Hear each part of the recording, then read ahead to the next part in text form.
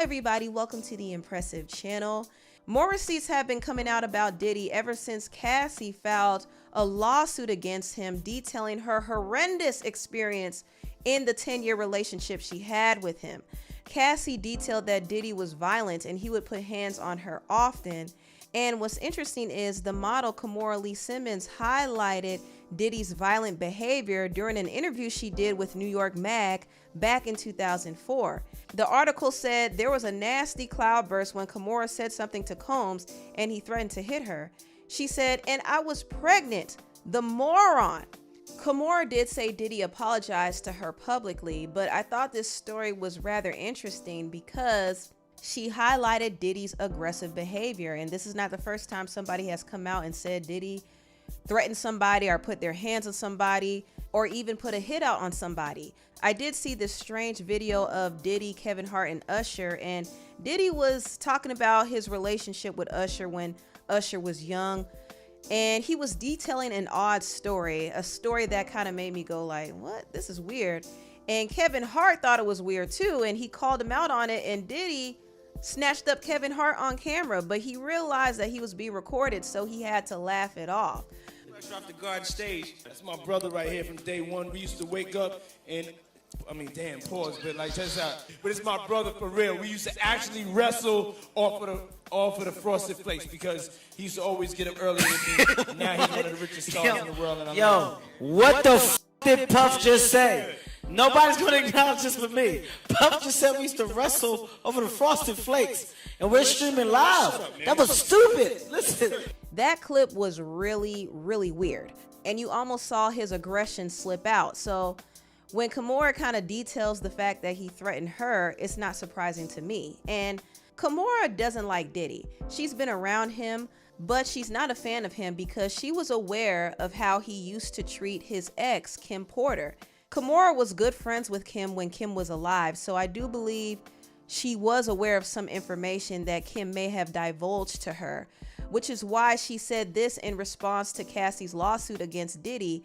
She said, "As you sow, so shall you reap." That statement alone lets me know that Kimora knows a lot. 50 Cent also spilled some tea about Diddy, and before I get into that topic, I want to thank Scentbird for sponsoring this video. So, I have a question for you. What are your favorite fragrance notes? Well, I personally love the scents that are warm and sweet. With Scentbird, I'll never have a problem with getting the perfect fragrance. Scentbird is reimagining everything about how people discover, shop for, purchase, and even experience fragrances. With Scentbird, you could build up your very own fragrance collection. Scentbird allows you to choose new designer fragrances each month for just $17. Every month you get to pick out what you want to receive, so there are no surprises. With each fragrance, you'll get a 30-day supply so you could try out fragrances before committing to a full-size bottle. You can discover new fragrances by taking a simple quiz, and based off of your preferences, answers, and previous purchases, they'll help you find the fragrance that you'll love. Scentbird carries Prada, Gucci, Versace, and niche brands like Skylar, Heretic, and Confessions of a Rebel. Scentbird also has a new look. Just twist the top and press down and spray your perfume. You could also open up the case to see the vial inside. This month I received 3 perfumes, one by Armand Jane from the Armand Women's Collection, and this is a dusky and seductive scent, oozing with herbs and floral notes. It makes you feel so sensual. The next fragrance I received is from L'Occitane en Provence, and this is the Neroli and Orchid fragrance. It has a light feminine scent with a subtle swirl of warm citrus notes, and is perfect for the spring. Lastly, I received a fragrance from Goutal, and this particular scent is the Etoile d'une Nuit, and this has a quiet scent with a blend of floral notes, musk, and blackberries. Understated, but just right. If you want your own collection of fragrances, make sure you use my coupon code Impressive55 off to get 55% off of your first month at scentbird.com. And it's available in the US, Canada, and the UK. Please check out the links below. And once again, thank you Scentbird for sponsoring this video. Now I want to move on to the next topic. An old interview resurfaced of 50 Cent talking about Diddy and Cassie. And in this audio, 50 implied that Diddy allegedly was sending around explicit photos of Cassie. Now, once again, this confirms the allegation that Cassie made in her lawsuit against Diddy. She said Diddy would force her to do acts with male escorts while she was under the influence. And Diddy has a lot of footage of her doing degrading and explicit things. Now, back in the day, there were some explicit pictures that were leaked online of Cassie, but 50 Cent claimed that somebody sent him even more explicit photos of Cassie. And he called up Diddy to let him know that, hey, these pictures are going around, but it dawned on him that those pictures more than likely came from Diddy himself. Matter of fact, they sent me the girl pictures, like pictures of this girl, like not the shit that y'all saw. Worse, way worse. Wow. Oh, you kidding me up? Like penetration pictures and Nah, come on, man. Come on, Phil. I really kind of felt like those photographs were not happening because of Cassie. I felt like they was happening because of Puffy. Right. Oh, wow. You know what I'm saying? So once again, you have even more proof of people backing up Cassie's claims in that lawsuit. Cassie went through these freak off sessions, and Diddy collected tons of footage and tons of images of her. And from listening to what 50 said, I kind of think that some of these images have been passed around in the industry. And it almost seemed like this was done to advertise her, because Diddy was pimping Cassie. He was pimping her out. And Cassie did kind of insinuate that Diddy would threaten her with revenge porn if she were to ever go to the authorities or get out of line. So once again, you have more and more receipts coming out backing up Cassie's claims.